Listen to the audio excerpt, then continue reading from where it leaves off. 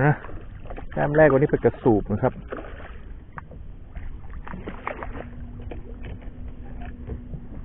ตั้งใจงานกระสูบเลยเอามัน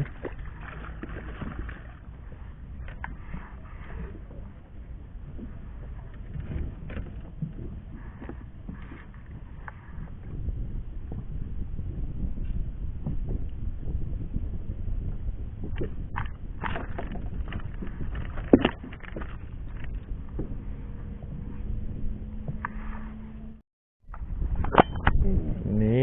ลมนะครับลองงานกระสูบครับเพราะว่าลมเหลือเกินก็อันนี้ตีสุ่มกระสูบอีกทีนึงครับ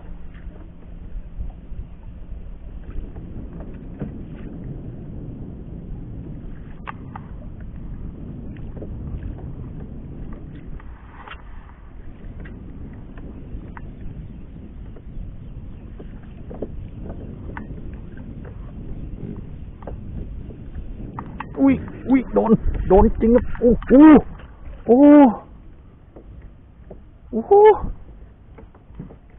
เดี๋ยวก่อนโอ้ไม่แน่นพอนะครับเอาไหมก่อนยันสมองก่อนงานนี้ลงหลักปักฐานกันสักหน่อยละเอาใหม่อุ้ยสวยเลยดึงไปปิดเบรกไว้เยอะหรือเปล่า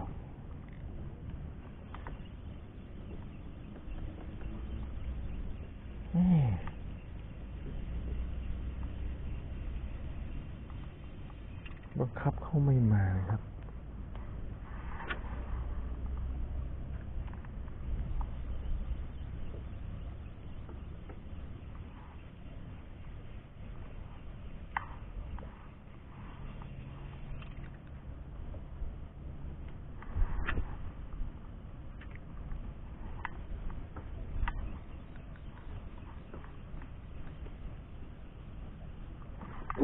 อยู่นี่ไหม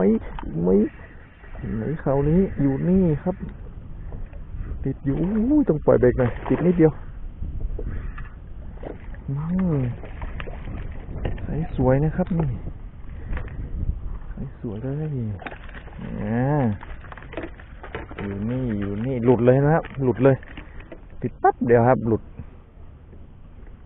เกี่ยวนิดเดียวครับ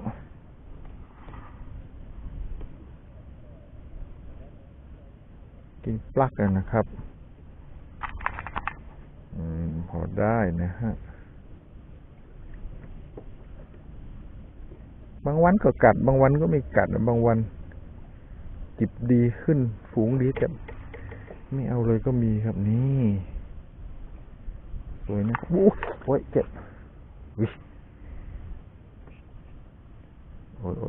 ยเหงือกเขามีอยู่นะครับ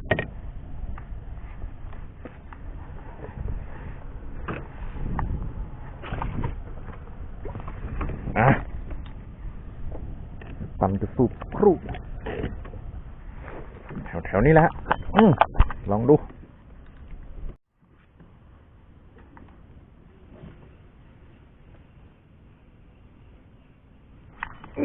อยู่นี่ตัวใหญ่อยู่นี่หลบอยู่ข้างนี่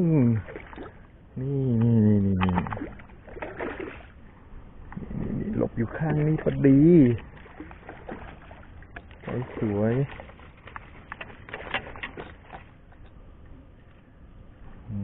ข้างฝั่งเลยดูดเข้าไปเลยครับสำหรับตัวนี้ไม่ได้อันตรายเอาคิปเปอร์คิปกัน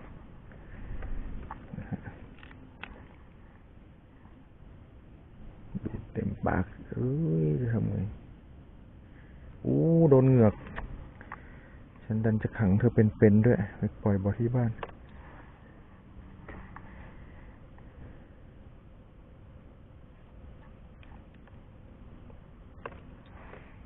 เจ็บเยอะไหม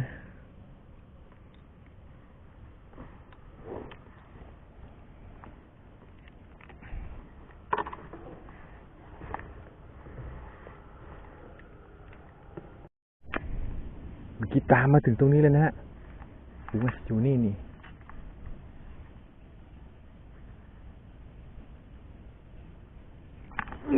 อยู่นี่โอ้ยอยู่นี่แต่เดี๋ยวก่อนขยับก่อน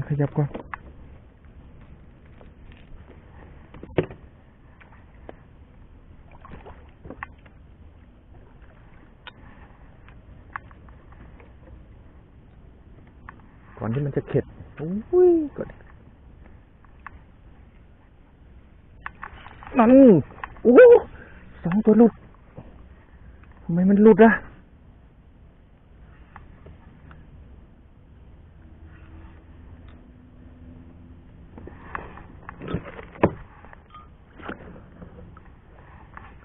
ทำไมหลุด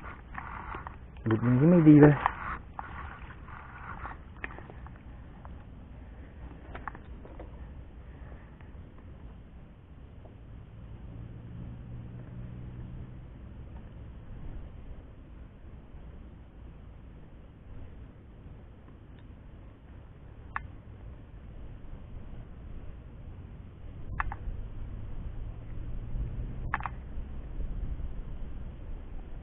เยื่ออะไรนะฮะไข่พวกแมลงชีปะขาวมันทำให้แอคชั่นเหยื่อเพี้ยนไปเลยนะครับถ้ามันติดตัวเหยื่อนะครับต้องทำความสะอาดให้ดีเอานะแม่ทำไมอะพลาดตรงไหนอะ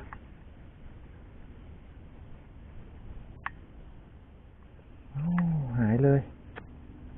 2 ที 3 ทีหลุดดิ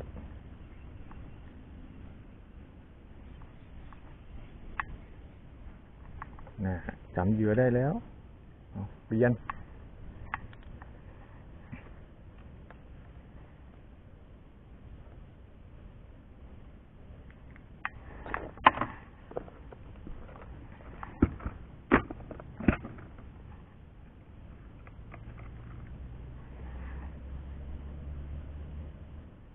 ไม้ตาย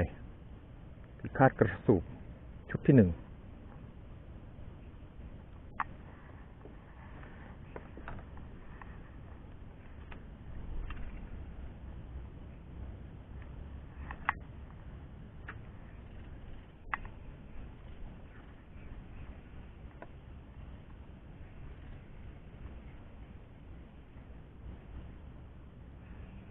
เฮ้ย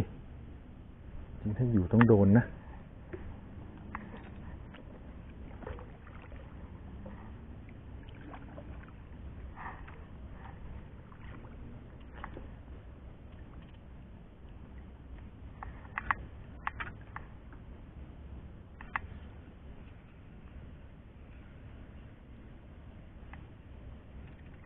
หนีไปไหนแล้ว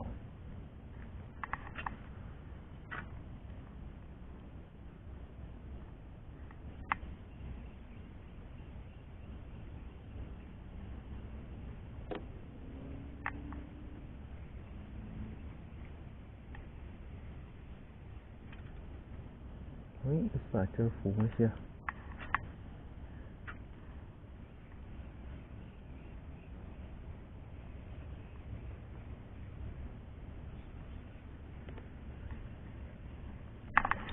นี่อยู่อย่าเข้าอย่าเข้าอย่าเข้านี่ใหญ่ไซโลอย่าเข้าย่านี่ฮะไซโลนั่นว่าแล้วอยู่นี่แหละตรงไซนี้นี่ครับไซนี้หลุดเลยเห็นไหมเดี๋ยวเกี่ยวนิดเดียวฮะขนาดที่คาดด้วยกระดี่แล้วนะครับสวยถ่ายรูปได้ไหม